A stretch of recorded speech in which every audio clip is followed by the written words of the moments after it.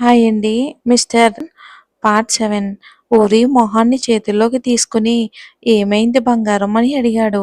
అతను బంగారం అని పిలిచేసరికి ఆశ్చర్యంగా అతని వైపు చూసింది ఊర్వి. బుగ్గలపై ఉన్న కన్నీటి బిందువులను తన పెదవులకు అద్దాడు. అతని స్పర్శతో కళ్ళు మూసుకుంది. మూసి ఉన్న కళ్ళపై ముద్దు పెట్టుకుని అలాగే మొహాన్ని పట్టుకుని ఏమైంది బంగారం? ఎందుకు ఆ కన్నీళ్ళు?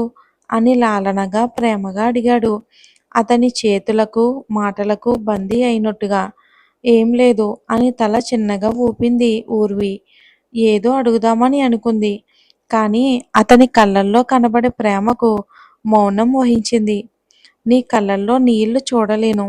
ఇంకొకసారి ఇవి చూడకూడదు అంటూ సున్నితంగా కన్నీటిని తుడిచాడు. ఏదో మంత్రం వేసినట్టు తల ఊపింది పాప.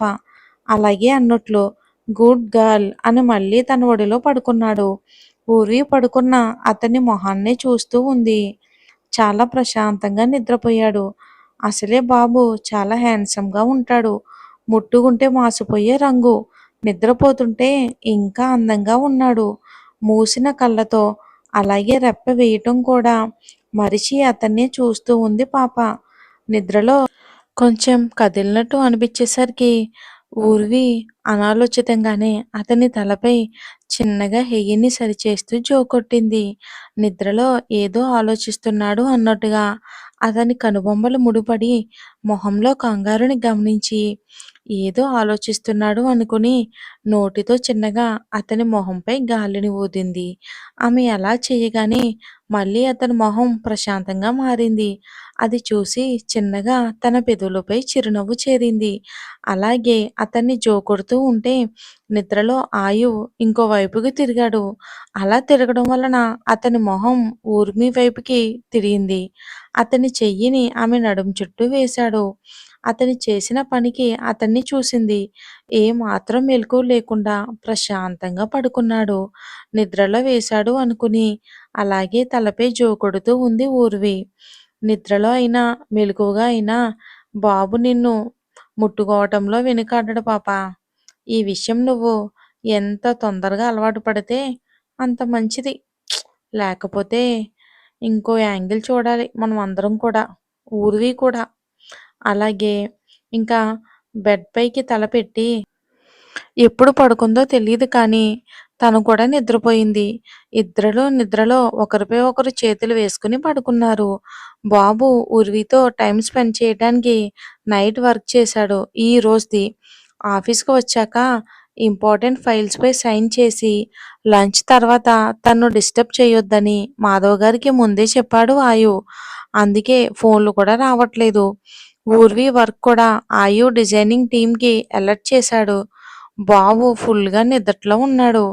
ఇక చల్లగా అతని బుగ్గపై తాకిన స్పర్శకి మెల్లిగా కళ్ళు తెరిచాడు. ఇక మల్లెపువ్వులాంటి శుతిమెత్తని ఆమె అరచెయ్యి అతని బుగ్గపై పడింది. కొంచెం తల పైకెత్తి చూశాడు. నింగి నుండి దిగివచ్చిన దేవకన్యలా ఎంతో అందంగా ఉంది. మూసినా కూడా చూడాలి అనిపించే వాలు కళ్ళు. కొంచెం సూర్యకాంతి తగిలితేనే ఎరుపెక్కే చెక్కిళ్ళు. ఎర్రటి చిట్టి పెదాలు. శంఖంలాంటి వంపైన మెడవంపు. ఎక్కడికక్కడ తీర్చిదిద్దినట్టు ఉండే శరీరాకృతి.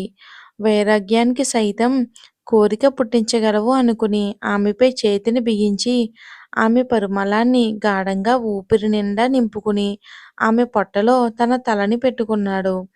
ఆ చర్యకు అతను పడిపోతున్నాడేమో అనుకుని అతని వీపు చుట్టూ చెయ్యి వేసి పట్టుకుంది ఊర్వి. నిద్రలోనే. ఎలాగంటే అమ్మ ఒడిలో చిన్న పిల్లవాడు అలసి పడుకుంటే తల్లి అతన్ని జాగ్రత్తగా పట్టుకుని పడుకున్నట్టన్నమాట. ఆమె అలాగే అతన్ని చుట్టూ చెయ్యి వేయగానే ఎప్పుడో కోల్పోయిన అతని తల్లి స్పర్శలా అనిపించింది ఆయువుకి. మళ్ళీ నిద్రలోకి జారుకున్నాడు ఆయువు. ఆఫీస్ టైం అయిపోవటానికి ఇంకో 5 నిమిషాలు ఉంది అనగా ఇక వర్షపాప ఊర్వికి ఫోన్ చేసింది. హ్యాండ్ బ్యాగ్ బెడ్ పై ఉంది. ఫోన్ దాని పక్కనే ఉంది. అంటే సరిగ్గా ఆయు తలవైపు ఫోన్ మోగుతూ ఉంటే ఆయుకి మెలుకువ వచ్చింది. తన ఫోన్ కాదు అని అర్థమయింది. ఊర్వి ఫోన్ తీశాడు. వర్ష కాలింగ్ అని ఉంది. ఇక మన హీరో బాబు ఫేస్ అలా పెట్టి ఫోన్ కట్ చేశాడు. అదేంటి నా ఫోన్ కట్ చేస్తుందిది? అయినా సరే దీనికి పనిలో పడితే ఏదీ గుర్తుండదు. అయ్యో పాపా! ఊర్వి పాప ఏ పరిస్థితిలో ఉందో నీకు తెలీదే! ఫోన్ చెయ్యొద్దు. చెప్తా దీని పని. నా ఫోనే కట్ చేస్తుందా అది? నువ్వు తీసే వరకు నేను ఫోన్ చేస్తూనే ఉంటా. నువ్వెన్ని సార్లు కట్ చేస్తే నేనన్ని సార్లు చేస్తూనే ఉంటా. మళ్ళీ ఫోన్ చేసింది. ఇక బాబు కోపం పీక్స్‌లోకి వెళ్ళిపోయింది.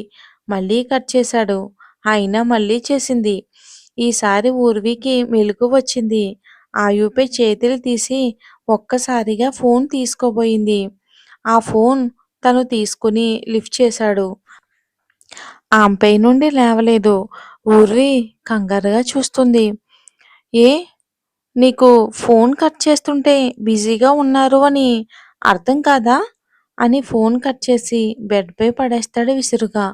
ఫోన్‌లో వర్షపాప ఒక్కసారిగా బాబు వాయిస్ విని భయంతో ఫోన్‌ని చూసుకుంది.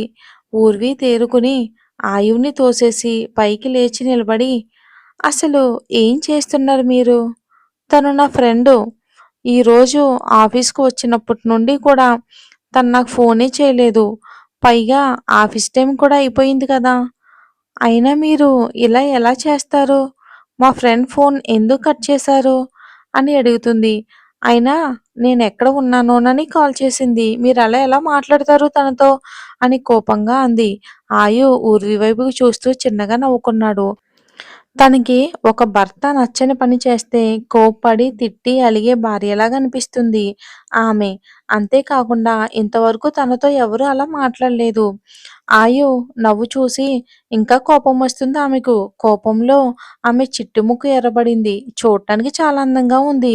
బెడ్ పై నుండి లేచి నిలబడి ఆమె ఫోన్ చేతిలో పెట్టి మాట్లాడు అన్నట్లు చూశాడు.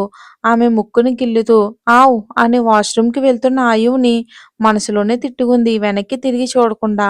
చాలు తిట్టింది. కాల్ చేసి మాట్లాడు. ఇంటికి నేను డ్రాప్ చేసి నేను వెళ్ళిపోతా అని అన్నాడు. ఛీ! మనసులో కూడా అనుకోలేకపోతున్నాను.